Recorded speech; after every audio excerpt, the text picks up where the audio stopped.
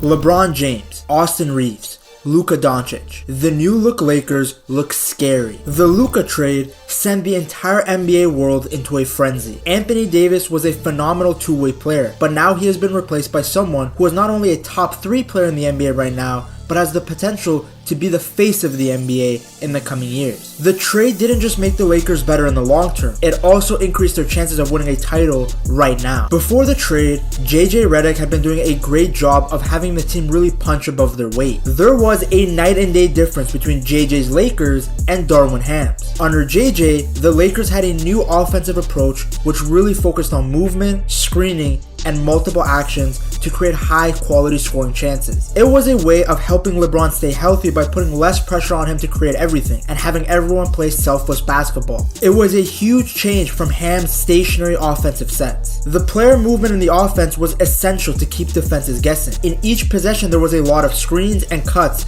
including fake screens, to trick defenders. One example of this is how often LeBron James and Austin Reeves used handoffs to start plays. In JJ's system, these handoffs let multiple players handle the ball, making it tough for defenders to decide whether to switch or stay on their man. In one play, Austin Reeves passed the ball to Rui Hachimura, who then set up a pick and roll on the empty side of the court. The distraction left Reeves wide open to score, showing how adding multiple actions can confuse defenses. Layering actions, which is essentially stacking multiple offensive strategies within a single possession, has become a central part of the Lakers offense. Instead of just relying on the simple pick and roll or an isolation, the Lakers are running possessions where there's multiple screens, handoffs, and cuts occur together. These layers force the defense to continuously react, which often leads to breakdowns and open scoring opportunity. Austin Reeves has been fantastic for the Lakers, truly playing at an all-star level. On any given night, he can be the first or third option for the team. One game he can put up 45 points as the focal point of the team's offense. The next day he can play unselfish and help out the two superstars. This sort of flexibility is so rare to find in the modern NBA because most players have too big of an ego after good scoring performances, but not Austin Reeves. On top of being humble, he is also a super intelligent player. He never settles for a bad shot, always in control of how he wants to score,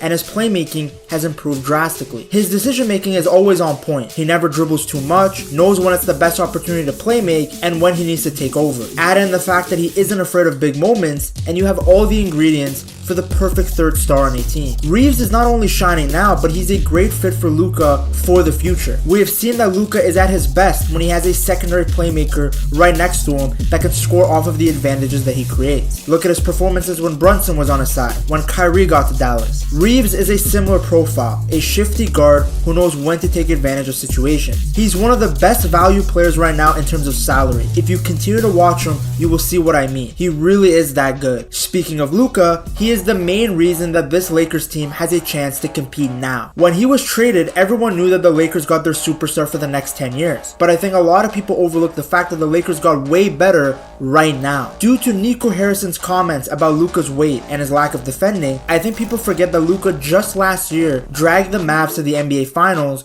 after averaging 28.9 points, 9.5 rebounds, and 8.1 assists per game. Just in the finals against the Celtics, he averaged 29.2 points, 8.8 rebounds, and 5.6 assists. This is a guy who has consistently shown that he gets better in the postseason. We have seen him carry a worse roster than this Lakers one into a deep playoff run. I mean, go look at the 2022 Mavs. We have seen Luka do more with less. Every time Luka has been beat, it's been by a super team basically. In his early Mavs days, he played out of his mind, but they kept running into the Kawhi Clippers. Not much you can do there. Their team was too stacked compared to the Mavs. Then in 2022, Luka and the Mavs lost to the eventual winners, the Golden State Warriors. Same thing in 2024. Nobody was beating that Celtics team. People were criticizing Luka's defending, which was warranted, but let's not pretend that it would have made that big of a difference. Maybe they lose in 6 instead, but nobody was beating Boston. The reality is that Luka was the main reason the Mavs were even in that situation to begin with. And now he is surrounded by an even better team, and he's motivated by sheer revenge. Ask the Phoenix Suns, the Clippers, or Rudy Gobert what it feels like to play against an angry Luka. Well, now Luka is going to have a permanent anger towards the Dallas Mavericks,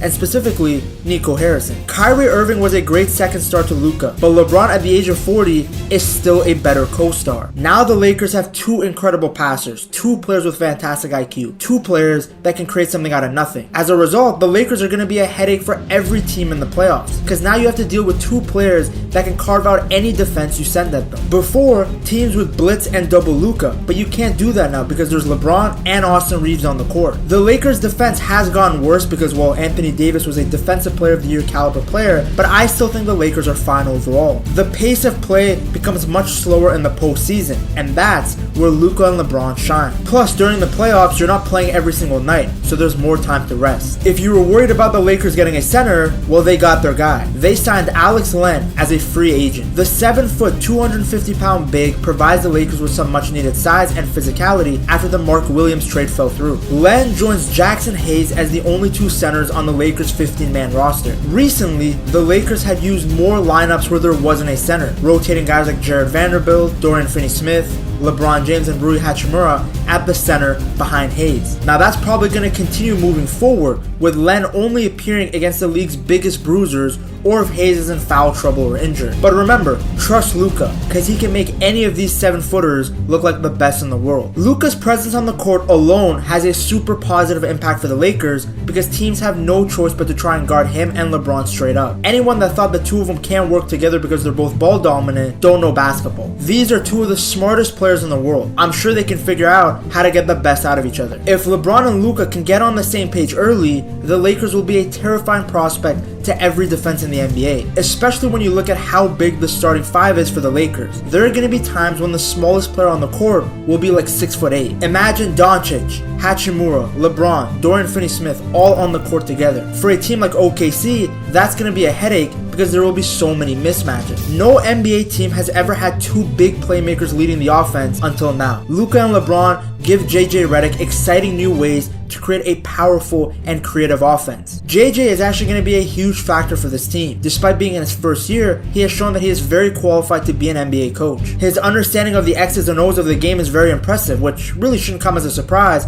considering he spent 15 years in the league. He is much better than Ham, so he should be able to problem solve on the fly when issues arrive in the postseason. JJ can figure out plays and set up systems that will minimize the Lakers' weaknesses while maximizing their strengths. It's an exciting time to be a Lakers fan. To see just how good of a player Luka Dončić is, you gotta check out this video right here.